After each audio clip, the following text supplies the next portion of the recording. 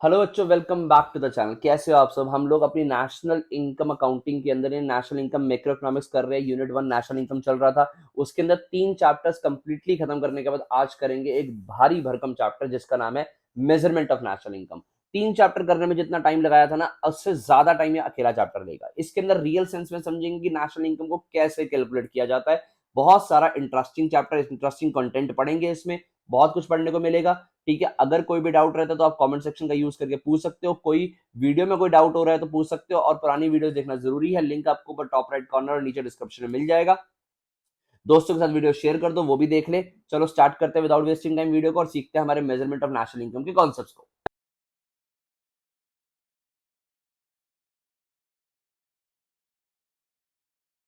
हाँ जी बच्चों, हमारा चैप्टर है अब measurement of national income, fourth chapter of हमारे नेशनल इनकम यूनिट का। मेजरमेंट ऑफ नेशनल इनकम, जितना हमें उन 3 चैप्टर्स को करने में टाइम लगाना, उतना अकेला टाइम ये वाला चैप्टर लेके जाता है।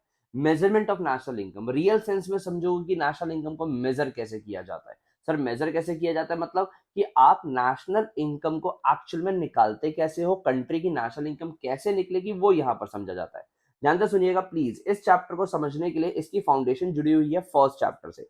फर्स्ट चैप्टर में हमने पढ़े थे सर फेजेस ऑफ प्रोडक्शन या फिर फेजेस ऑफ इकोनॉमी। जो हमने पढ़े थे, याद करो क्या था? Phases of circular flow of income, जिसके अंदर सबसे पहला फेज था हमारा जनरेशन फेज।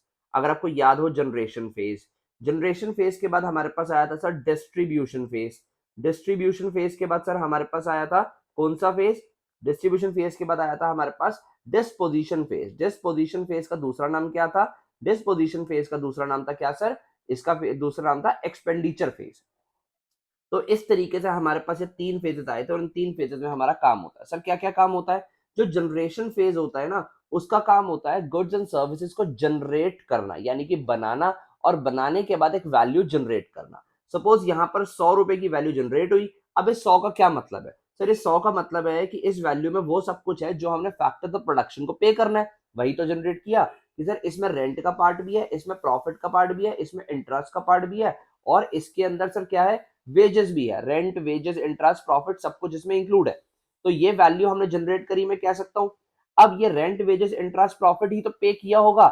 यानी आपने डिस्ट्रीब्यूशन फेज के अंदर, जो कि आपका सेकंड फेज है डिस्ट्रीब्यूशन फेज, इसमें ये 100 रुपए ही डिस्ट्रीब्यूट कर दिया होगा किसको? Sir to the factor the production. Factor the production है रेंट। फैक्टर द प्रोडक्शन है हमारे पास क्या क्या सर? क्या क्या याद करो? लैंड, लेबर, कैपिटल और एंटरप्रेन्योर, इनको पे कर दिया होगा ये in the form of rent, wages, interest, profit. तो आई होप सो समझ आता है कि हमने जनरेशन फेज में वैल्यू जनरेट करी, डिस्ट्रीब्यूशन फेज में उतनी ही वैल्यू पे कर दी to the factors of production. And in disposition phase उन फैक्टर्स ऑफ प्रोडक्शन ने, यानी कि हाउस होल्ड ने, वही वाला खर्चा कर दिया on the goods and services produce by the firms in the generation phase. In generation phase में जो वैल्यू जनरेट करके गुड्स एंड सर्विसेज बनाए गए थे, उन्हीं के ऊपर खर्चा कर दिया गया। तो सर एक चीज तो समझ आई कि जितनी वैल्यू जनरेट हुई है, उतनी ही वैल्यू डिस्ट्रीब्यूट हुई है, यानी कि पे हुई है, और उतनी ही वैल्यू का खर्चा किया गया है। इन शॉर्ट मैं कह सकता हूं तीनों ही फेजेस में मेरी जो वैल्यू है वो सेम रहेगी। अब इन तीनों ही फेजेस से ना मेरा इस मेजरमेंट ऑफ नेशनल इनकम के ना मेथड्स निकल के आते हैं। जो पहला फेज है जहां पर वैल्यू जनरेट हुई है, इस फेज को बोला जाता है वैल्यू एडेड मेथड, क्योंकि यहां पर आप प्रोडक्शन में वैल्यू ऐड कर रहे हो। सेकंड वाले फेज को बोला जाता है इनकम मेथड, क्योंकि यहां पर फैक्टर द प्रोडक्शन की इनकम हो रही है। थर्ड वाला जो फेज है इसको बोला जाता है एक्सपेंडिचर मेथड, क्योंकि यहां पर देश में खर्चा किया जा रहा है उसी फैक्टर इनकम का जो रिसीव की थी फैक्टर द प्रोडक्शन ने। तो आई होप सो आपको तीनों फेजेस समझ आते हैं। आज की वीडियो के अंदर हम लोग वैल्यू एडेड मेथड को शुरुआत करेंगे और कोशिश करेंगे कि इसकी सारी थ्योरी पैक कर दें। न्यूमेरिकल्स के लिए हमें एक वीडियो और देखनी पड़ेगी। तो चलो स्टार्ट करते हैं हमारा वैल्यू एडेड मेथड।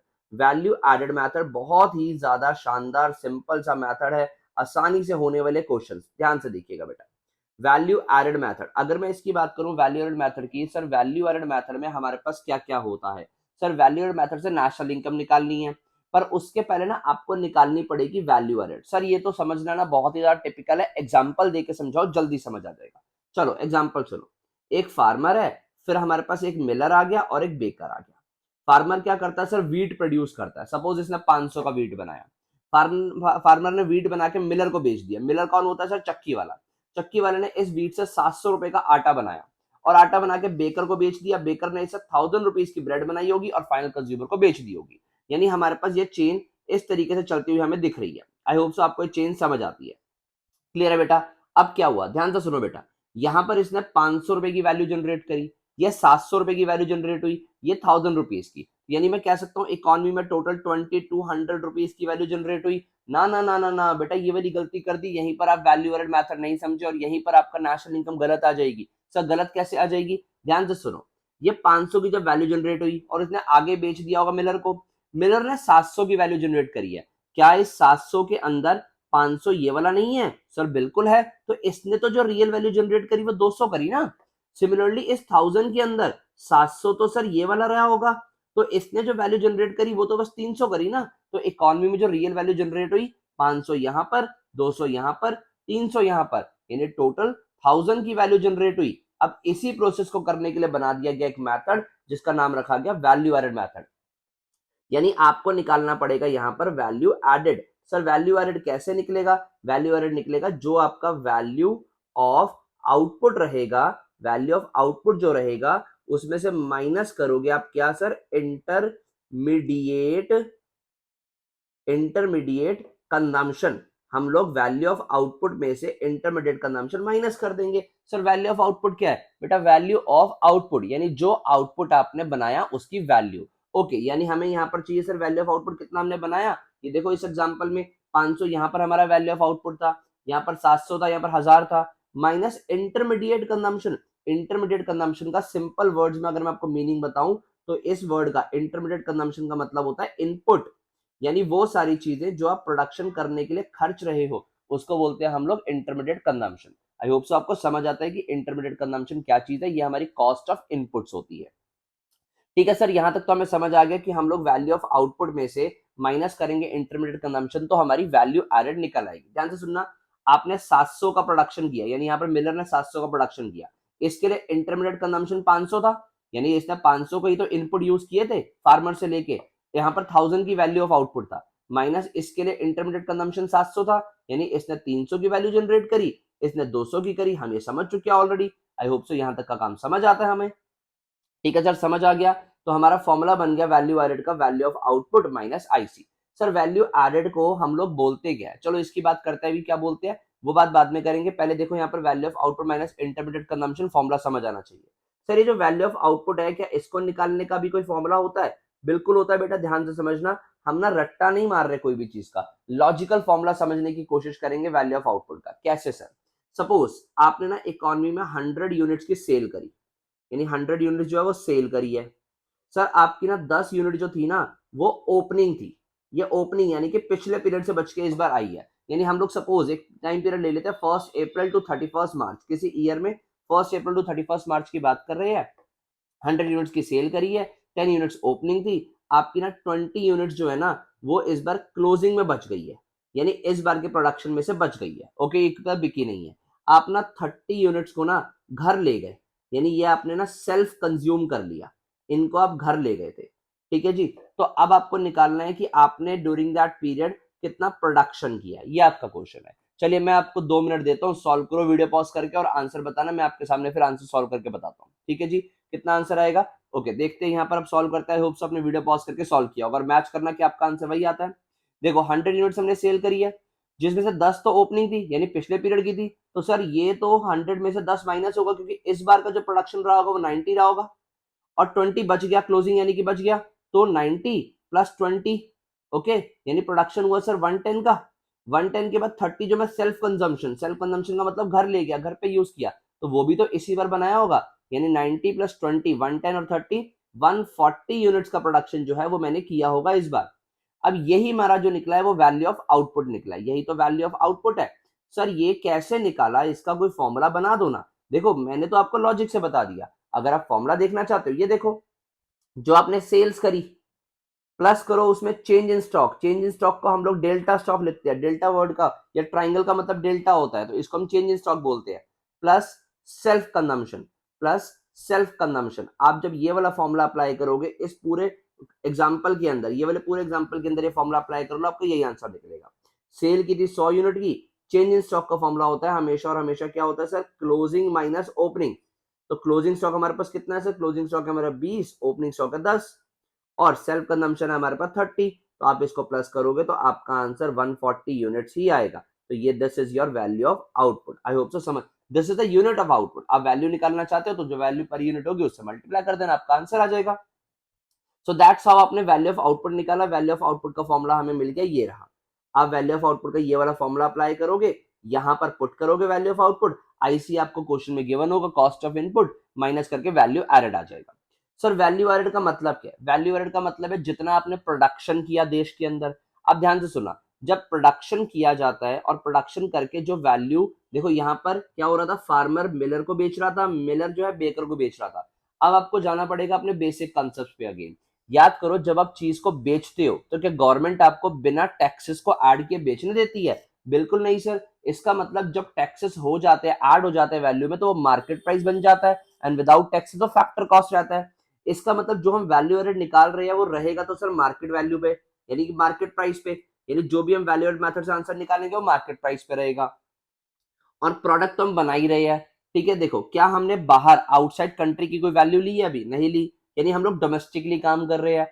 और अभी हमने अपने प्रोडक्शन में से डेप्रीसिएशन का प्रोविजन भी माइनस नहीं किया है, यानी हमारी वैल्यू ग्रॉस लेवल पे रहेगी। तो इन शॉर्ट हमारा वैल्यू एडेड मेथड से जो आंसर निकलता है वो होता है gross domestic product at market price. Value added method हमें नेशनल इनकम निकाल के नहीं देता, नेशनल इनकम में तो कन्वर्ट करना पड़ता है। अभी करके दिखाते हैं। तो सर इसका मतलब जो हमने वैल्यू एडेड निकाला वो हमारा जीडीपी एमपी है? नहीं बेटा, ये तो हमारा जीवीएएमपी है। सर ये क्या आ गया अब, जीवीएमपी? ध्यान से सुनना बेटा, इकोनॉमी के अंदर ना बहुत सारी फॉर्म्स और बहुत सारे सेक्टर्स में काम हो रहा है। जब आप इंडिविजुअल फॉर्म, इंडिविजुअल सेक्टर का काम करते हो ना, तो निकलता है जीवीएएमपी। और जब सारे जीवीएमपी को प्लस कर दिया जाता है, यानी सारे जीवीएमपी को प्लस कर दिया जाता है, तो मिला के वो इकोनॉमी के लिए जीडीपी एमपी बनता है। ऑल दो अगर हमें क्वेश्चन में एक ही फॉर्म गिवन है तो उसका जीवीएमपी ही इकोनॉमी के लिए जीडीपी एमपी होगा, पर यहां पर अगर बहुत सारी फॉर्म है तो उनको प्लस करेंगे तो जीडीपी एमपी बनेगा। ठीक है सर, ये तो हमने ना जीडीपी एमपी बना लिया। अब जीडीपी एमपी से हमें तो नेशनल इनकम पे जाना है, यानी हमें तो इसको कन्वर्ट करना पड़ेगा किस पे सर, नेशनल इनकम पे, विच इज एनएनपीएफसी। तो सर कर लो, बचपन में सिखा दिया था आपको कैसे करते हैं। आपने ग्रॉस से नेट पे जाना है, माइनस कर दो डेप्रीसिएशन। याद करो बचपन की बातें, डेप्रीसिएशन माइनस करते थे ग्रॉस से नेट पे जाते हुए। डोमेस्टिक से नेशनल पे जाना है, डोमेस्टिक से नेशनल पे जाने के लिए क्या करते थे सर, प्लस करते थे एनएफआईए, याद है। उसके बाद प्रोडक्ट तो सेम रहता है हमेशा, एमपी से एफसी पे जाना है। जब फैक्टर कॉस्ट से मार्केट प्राइस पे जाते हो तो एनआईटी प्लस करते हो। आपको कहां जाना है, वापस जाना है फैक्टर कॉस्ट पे, तो माइनस करेंगे एनआईटी। आई होप सो आपको इनके फॉर्मुलास क्लियर है, NFI FIFA minus FITA, NIT IT minus subsidies. तो ये आपका निकल आएगा नेशनल इनकम। इतना प्रोसेस करते ही आपके पास नेशनल इनकम आ जाएगा from the value added method. देखो ये हमने डिस्कस किया पूरा का पूरा वैल्यू एडेड मेथड, उसकी थ्योरी क्या थी। हमने अभी थ्योरी ऑल दो डिटेल में नहीं देखी है, पर मेथड पूरा डिटेल में देख लिया है। आई होप सो इतना काम आपको समझ आता है। फटाफट एक बार वीडियो को पॉज करके इसको नोट डाउन कर लो अच्छे से। ऑल दो मैं डिस्क्रिप्शन बॉक्स में आपको इस चैप्टर के रिलेटेड नोट्स भी प्रोवाइड करने वाला हूँ, वहां पर भी आपको मिल जाएंगे। ठीक है जी, ये आपका वैलिड मेथड था, इसकी थोड़ी सी थ्योरी देखेंगे, थ्योरी के बाद बढ़ेंगे और आगे नेक्स्ट वीडियो में न्यूमेरिकल, बट थ्योरी इसी वीडियो में देखेंगे। तो चलिए चलते हैं अपनी थ्योरी की तरफ। जो पहला थ्योरी टॉपिक है वो है precautions of value added method. Sir precautions का क्या मतलब है? बेटा प्रिकॉशंस का मतलब होता है सावधानियां, यानी आपको कौन कौन सी सावधानियां बरतनी है वैल्यू एडेड मेथड को लगाते हुए। जब वैल्यू एडेड मेथड से नेशनल इनकम निकालोगे तो आपको ये सावधानियां बरतनी है। क्या क्या प्रिकॉशंस है सर, कि आपको ये काम नहीं करने या ये काम करने हैं।